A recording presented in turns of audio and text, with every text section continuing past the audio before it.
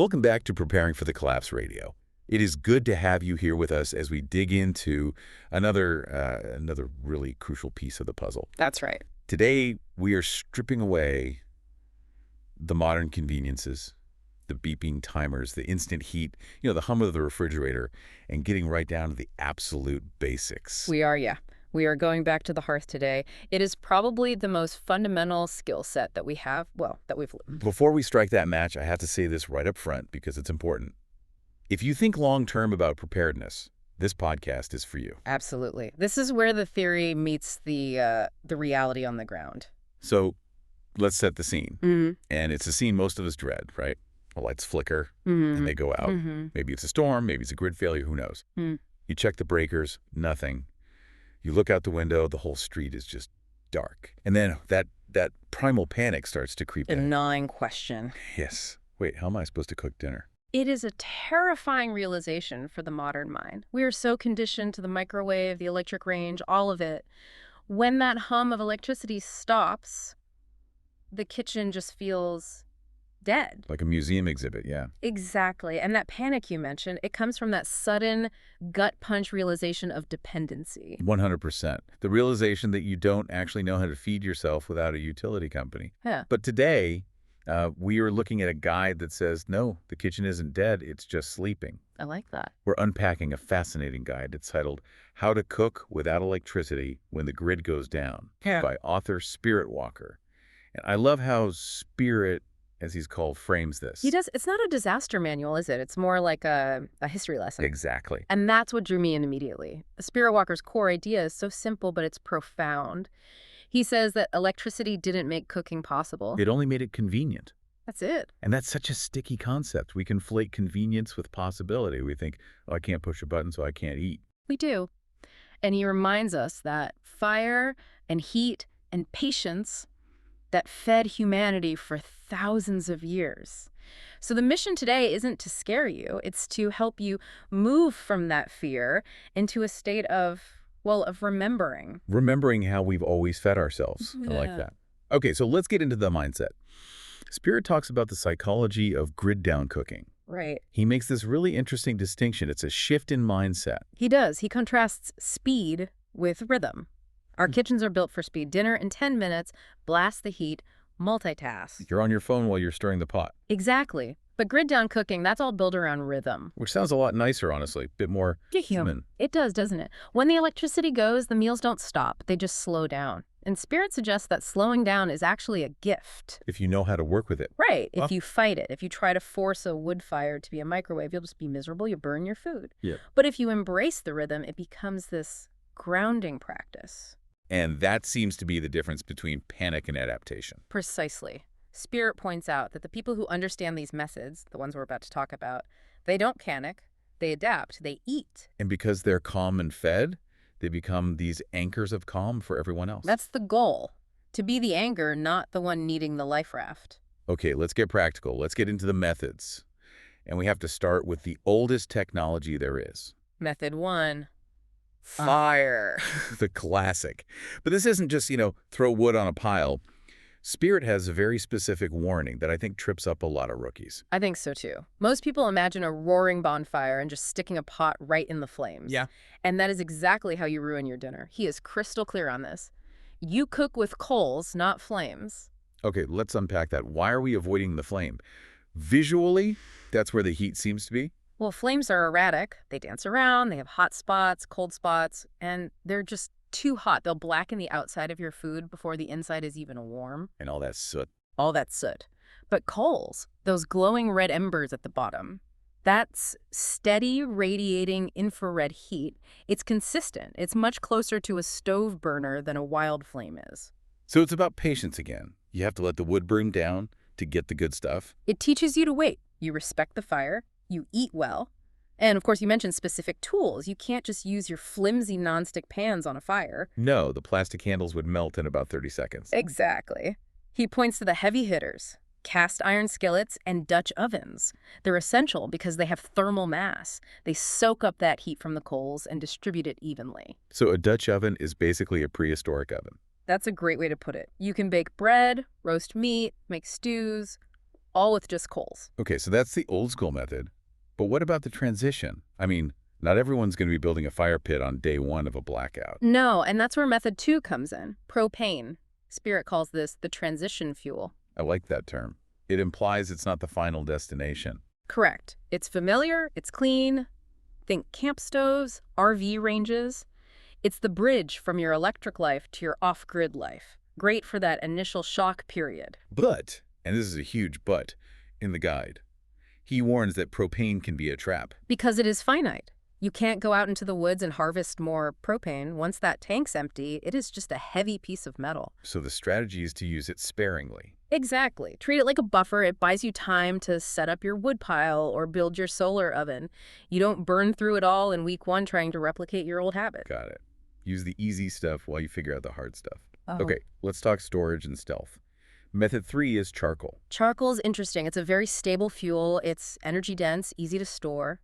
And it's fantastic for that Dutch oven baking we mentioned. But there is a massive catch with storing it that I hadn't really thought about. Wet charcoal is useless charcoal. It sounds obvious, but you think about the scenarios. Storms, floods. Exactly. If you've got 50 pounds of it in paper bags on your garage floor and a pipe bursts, that fuel is gone. It just turns to sludge. It won't light. So keeping it dry is life or death, basically. Spirit advises keeping it in sealed, waterproof containers, plastic totes, buckets with lids, something like that. Right. Okay, now this next one, method 4, I found really interesting because you don't hear about it as much. Alcohol stoves. These are the stealth option. Spirit says they are incredibly valuable, especially for, say, urban environments or apartments. Why does he call them the stealth option? Think about the signature of cooking. A wood fire. It smells. Smoke travels for miles. A propane stove makes that loud hissing sound. Right, you're advertising. You are. An alcohol stove runs on denatured alcohol. It's silent. It produces almost no smoke, very little light. So if you're in an apartment building during a crisis. This is your tool. It's perfect for boiling water, for a freeze-dried meal, or making coffee without alerting the whole neighborhood. You can even use it indoors with a cracked window for ventilation. The kind of cooking that doesn't draw attention. That's a valuable tool. Okay, let's pivot to what I think are the most fascinating methods, 5 and 6. These feel almost like magic. They do feel a bit like alchemy, but it's just physics. Let's start with method 5, solar cooking. Spirit calls this one slow wisdom. It's the perfect phrase, zero fuel, just time and sunlight. You're basically capturing solar radiation in an insulated box. It's best for stuff like rice, beans, bread, things that need gentle, consistent warmth. And again, silent and smoke-free. It is. You set it and forget it. Oh. But the real star of the show, for me, was method 6, retained heat cooking, the forgotten art. I have to admit, when I first read this, I was skeptical. I thought, wait, is that safe? Is the food actually cooking? It's perfectly safe. It's an old method. They used to call it haybox cooking.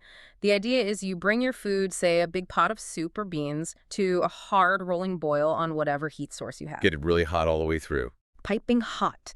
Then you kill the heat, and you immediately wrap that pot in old towels, wool blankets, stick it in a cooler lined with pillows, you super insulate it, You trap all the heat inside, you trap all that thermal energy, and then you just leave it. you walk away. You're right.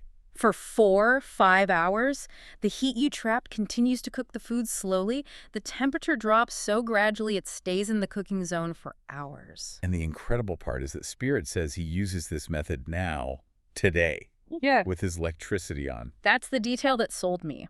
He's not just preaching theory. He says it gives beans a better texture, prevents scorching. You use 10 minutes of fuel to boil it. And then physics does the rest of the work. That's incredible. Think of the fuel savings. If you have limited propane, this extends your supply by hundreds of %. In a grid-down world, fuel conservation is just as important as food conservation. That is a huge takeaway. Okay, so we have the methods. What about what are we actually cooking? The menu has to change, for sure. You're focusing on simple, forgiving meals. Soups, stews, lentils, one-pot stuff. If it can simmer, it can survive. That is the rule of thumb. He also mentions cast iron bread, a dense, hearty bread that cooks beautifully in a Dutch oven. It's about nourishment, not five-star dining. And you need the right gear. Spirit lists a few tools he calls worth their weight in gold. It's a short list, but vital. The cast iron skillet and Dutch oven, of course, but also a metal kettle. Why the kettle specifically? Because boiling water is your primary defense against disease. If the grid is down, the water treatment plant is probably down. A kettle is just durable and efficient for that. And he mentions a long-handled spoon. Fire-resistant gloves. People always forget the gloves. You grab a hot handle off a campfire once, and you will never forget them again.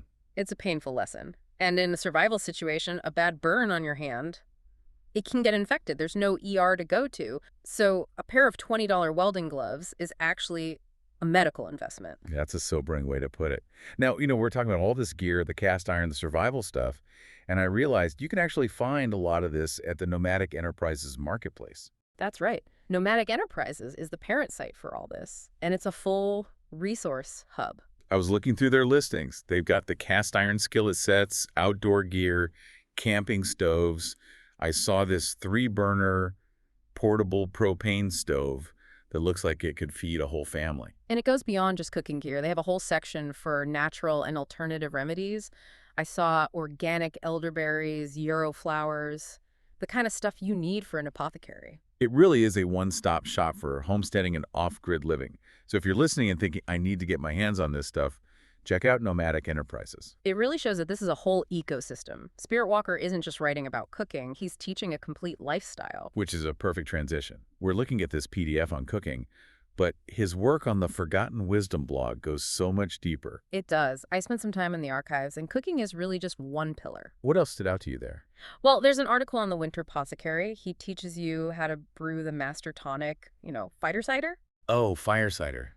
That's the intense vinegar infusion, right? Yes. Horseradish, ginger, garlic. It's intense. But he frames it as crucial for immune support when you can't just run to the pharmacy. Which connects right back to the cooking.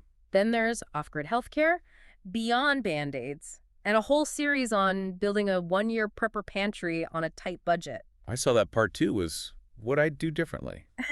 I love that. He's not some guru on a mountain. He's figuring it out and sharing the map. That's the synthesis. It's not just about surviving. It's about living a better, more grounded life right now. Which brings us to the deeper truth here. Toward the end of the guide, Spirit says cooking without electricity isn't about deprivation. It's about sovereignty. That is a powerful word, sovereignty. It means you are in control. It reconnects you to your food. It slows down your nervous system. When you rely on the grid, you're dependent.